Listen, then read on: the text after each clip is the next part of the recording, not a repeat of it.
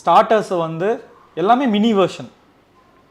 அப்புறம் main course வந்து பார்த்தீங்கன்னா முதல்லலாம் பார்த்தீங்கன்னா ஒரு 5 ஐட்டம் இருக்கும். பரோட்டா, இட்லி, பிரியாணி, தோசை, தயிர் சாதம், இதுதான் மெனுவாக இருக்கும் ஒரு கல்யாணத்தில். அது கூட வந்து கொஞ்சம் dosa variety counter, pasta, noodles, அப்புறம் கொஞ்சம் கொஞ்சமாக இட்டாலியன், மெக்சிகன், அதர் கண்ட்ரியோட அரவுண்ட் த வேர்ல்டு டிஷ்ஷஸ் எல்லாம் வந்து ஆல்மோஸ்ட் 15 வருஷத்துக்கு முன்னாடியே இன்ட்ரடியூஸ் பண்ணோம்.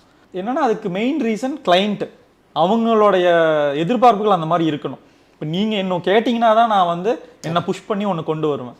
ஸோ மெனுவை வந்து அந்த மாதிரி சேஞ்சஸ் எல்லாம் பண்ணோம். அது வந்து பெரிய ரிசப்ஷன் கிடச்சிது. பரவாயில்லையே, ரொம்ப நல்லா இருக்கே அப்படின்னு. அப்புறம் 0 ஆயில்னு ஒரு கவுண்டர் போட்டோம். ஆயிலே இல்லாமல் பெரியவங்களுக்கு வந்து ஒரு கவுண்டர் கல்யாணத்தில். அதுக்கப்புறம் வந்து அந்த டைமில் பேலியோ டயட் ரொம்ப ஃபேமஸ். ஸோ பேலியோ கவுண்டர்னு ஒன்று போட்டோம். அப்புறம் சுகர் ஃப்ரீ கவுண்டர்னு ஒன்று பண்ணோம். அப்புறம் கிட்ஸ் ஸ்பெஷல்னு ஒன்று பண்ணோம். ஸோ இன்றைக்கி வந்து ஆர்கானிக் கவுண்டர், மில்லட் கவுண்டர், அதெல்லாமே வந்து இன்றைக்கி நிறைய அப்டேட் ஆகிட்டே இருக்குது. உங்களுடைய சிக்னேச்சர் டிஷ் அப்படின்னா எதை சொல்லலாம்? அப்பாவோடைய சிக்னேச்சர் ரெசிபின்னு சொன்னீங்கன்னா ஃபஸ்ட்டு எண்ணெய் கத்திரிக்காய் குழம்பு. அது வந்து நீங்கள் கண்டுகொண்டேன் படத்தில் தபுவோட அம்மா ஒரு வடை சுடுவாங்க.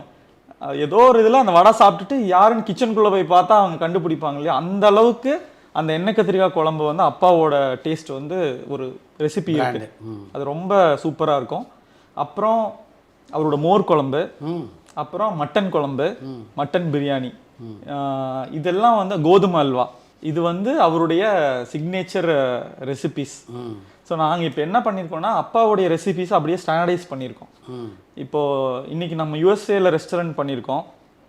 அதே கொத்தமல்லி சட்னியும் சாம்பாரும் எண்ணெய் கத்திரிக்காய் குழம்பும் அந்த ரெசிபியை அங்கே ஃபாலோ பண்ணுறோம். எங்கே நம்ம ஷெஃப் பண்ணாலும் அந்த ரெசிபியை பண்ணுற அளவுக்கு அவங்கள ட்ரெயின் பண்ணியிருக்கோம்.